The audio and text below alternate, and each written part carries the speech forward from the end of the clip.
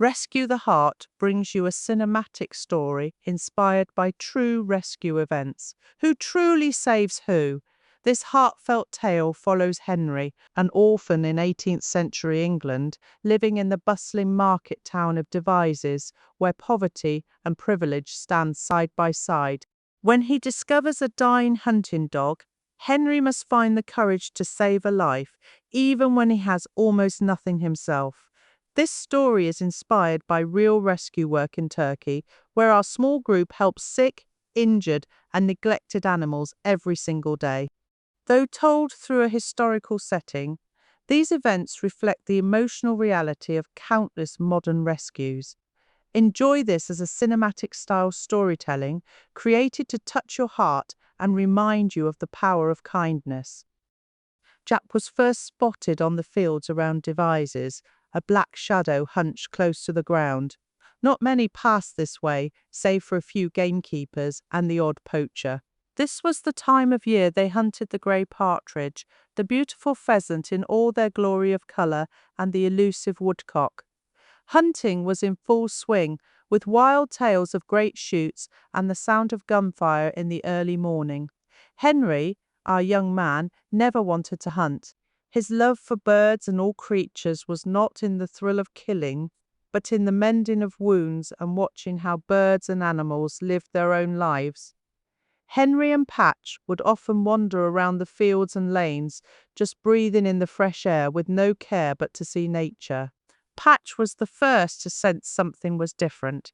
He gave a low growl and was sniffing the air, hackles raised. This stopped Henry in his tracks. "What is it, boy?" he said, looking the way that Patch was looking. He saw a shadow low to the ground in the field, black but not a rock. "What is that?" He half thought and said aloud. Then the black shadow moved. It was something alive. Henry stepped closer to check what it was, as Patch rushed forward, tail high, but not slowly as in fear. Suddenly, the black shadow unfolded to reveal a dog, black as midnight, and a dog that was crying. Henry rushed forward. All fear had left him as he heard that cry, a cry for help, a cry of pain, and a cry for a soul that is suffering. To his horror, the black spaniel was thin and had lost an eye. Blood was still running out of the wound. Henry's heart froze. At first he thought maybe he had caught his eye on a low bramble, but then he noticed the dog's head had small pockmarks around the eye. Whatever had caused these marks he didn't know, but he decided to get the dog to Mr. Sutton, who was working on a nearby farm where their workhorse had gone lame. Henry talked to the dog, offering a calm, gentle voice. "Hello there, little dog. What are you doing up here on your own?" As he spoke, he carefully looked over the black dog to check that there were no more injuries down his back, legs, and sides. Hoping to not hurt the black dog any more than he had to, he carefully scooped him up into his arms. The dog gave out a soft whimper, his thin body shivered, but he didn't bite or growl. Henry's heart gave a lurch. "How long have you suffered so, little one?" The walk across the field seemed to take forever. At each stumble, the dog whimpered, but seemed to know that this human was trying to help.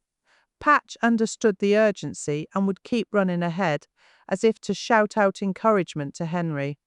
At each gate, he would jump up and down as if, by his little will alone, the gate would open. Slowly in this way, they got to the farm that Mr. Sutton was on. Mr. Sutton had just finished caring for the workhorse, a magnificent beast with many more work years ahead of him, now that his hoof had been cared for. Mr. Sutton saw Henry rushing across the farmyard with something black in his arms. He saw Henry's face and knew at once it was an injured animal. When Henry got to Mr. Sutton, he showed him this thin black spaniel with blood on his face and one eye missing. Mr. Sutton looked at the pit marks on the dog, the missing eye, and the head with small scabs. "This dog has been hit with a fowling piece," he exclaimed. "The poor beast has been left to die, as he will be no use to the hunters now." Loading him onto the cart, he said, "We shall do what we can for him back home, on the short journey home. Mr. Sutton explained about the shooting of birds which would be loaded with hail shot. These are small pellets that spread out after being shot from the fowling piece, increasing the chance of hitting a moving bird in the air. These pellets are what we see on this poor animal. The chances of saving him are slim, he told Henry. Then he added with a gentle voice, but we will try, and with us all helping, we may be able to save him. Henry knew that this was only a chance of life, but felt glad that he had found the poor creature. As soon as they pulled into the Sutton farm, Jane, with an unnatural sense, was there ready to help.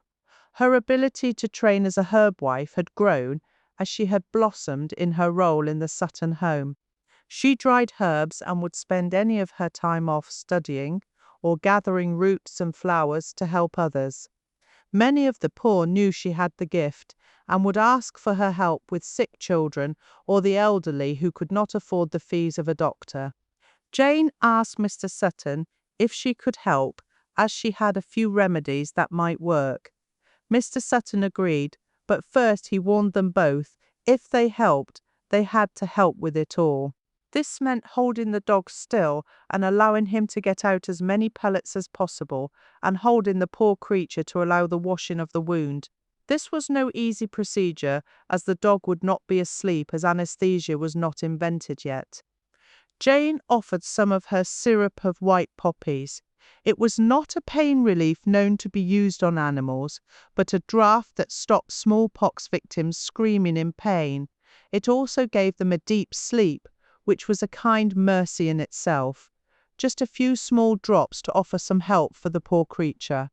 Jane could make a mash from marshmallow root to put on the wound after Mr. Sutton had finished. While Mr. Sutton worked, she would hold the dog's head still and whisper comfort to the poor beast.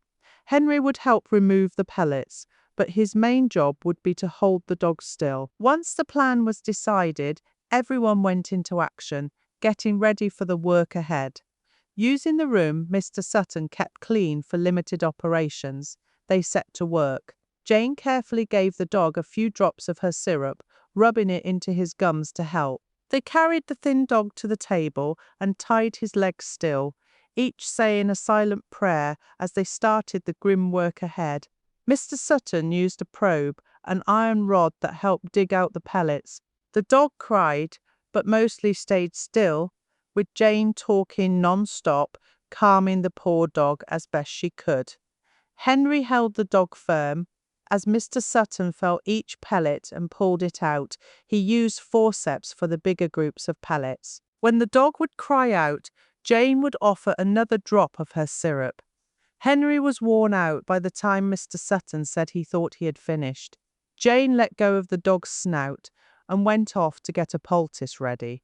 She made it from marshmallow root, ale and rye bread. Mixing this all together over heat, she added a dollop of lard.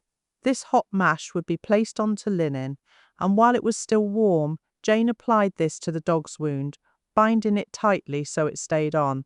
This would draw out the pus, infection, and any other pellets left behind. The idea behind this was simple. The heat made the blood flow increase, and the drying of the rye bread created suction to pull out the pellets. This would be changed every few days until the wound was clear and healing. Mr. Sutton could not help but smile at the work this would involve for a dog, but happily went along with the plan. For the first few days, the poor dog would hardly move, only drinking the smallest amount of water and eating next to nothing.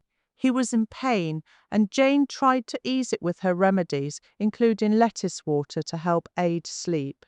She would spend time just talking kind words to the poor dog. She called him Jack because as a one-eyed dog, he could be a pirate. In truth, Jack had stolen her heart with his gentle, loving ways. After Jane had changed his bandages on the 5th day, all saw an improvement in Jack, the black spaniel. His tail wagged more, and he had started to move around the barn. Little by little his strength returned, but his eye never stopped weeping. Jane changed her poultice to honey, egg white, and mouldy bread, and this helped Jack more. This she changed every 2 days. Mr. Sutton marvelled at the amount of care given to a hunting dog, but saw the results. Jack became obsessed with the cart. If he heard a cart, he ran out of the barn like a flash. He would jump up straight beside the driver and wag his tail like he had lived there his whole life. While Jack was at the Suttons, there had been a few screams from drivers as this black, fast shadow shot up beside them. Some became his friends, others would shout at him to be gone, giving him a quick kick for good measure. While Jack was a much-loved dog, it was decided he would need a home of his own where the carts were not so frequent, and someone had time to train him. Jack's health had returned as best as it could, but he was left with a weeping eye that could not be fully healed. Mrs. Sutton wrote to some of her animal-loving friends. Within a few weeks, Jack found a home with a herb wife near Cardiff in Wales. This lady, called Mrs. Jones, was known for her devotion and love of animals. She was a fundraiser for an animal charity that looked after sick or crippled animals, with a soft spot for working animals that had been abandoned once their usefulness had ended. While all agreed this was a marvellous outcome for the poor dog, all would really miss him. Despite his pain, he was a kind, caring dog full of love. Jack went off on a Tuesday. He jumped straight up into the cart and sat there, tail wagging, ready for his next adventure. It was a hard goodbye for the Sutton family. Jane was crying, and Henry was finding it hard not to cry too. Even Brayford and Patch looked decidedly sad as they saw their friend drive off to a new life. Life at the Sutton farm seemed slower for the next few days. Everyone was a little bit sad. Jack had the most special ability to outshine pain and upset with his loving personality, overcoming his own hardships and always being the most forgiving dog anyone had ever met. I hope you enjoyed this story and feel free to leave a comment and a like. This is the third of Henry's series and is based on real rescues that happened in Turkey. In the description, there is a link to a charity based in Turkey if you wish to give. Every penny is desperately needed.